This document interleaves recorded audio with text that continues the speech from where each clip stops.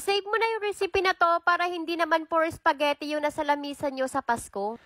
At kung hanggang ngayon nga hindi ka pa rin ganito magluto ng tuna carbonara, naku oras na talaga para subukan mo yung ganitong way na pagluluto. Kaya naman tara simulan na natin, magsimula muna tayo sa pag-brown nitong ating bacon. Kapag ganito naka-brown, okay na ito, tanggalin na natin at dito sa same pan mag-add lang tayo dito ng kaunting oil, sautein natin dito yung garlic and onion. Haluin lang natin at hintayin natin maging aromatic yung amoy at ibuhos na natin dito yung 3 can na tuna. Hindi ko na ito tinanggalan ng sabaw dahil magdadagdag yan ng lasa dito, isabay na rin natin yung sliced mushroom. Haluin lang natin at simmer lang natin ng ilang minuto hanggang sa mag-evaporate na kaunti itong sauce niya at ibuhos na natin dito yung 1 can na whole corn at 2 packs naman na all-purpose cream. Haluin lang natin ito at para naman sa dagdag pampalasa nito, maglalagay lang tayo dito ng salt and pepper.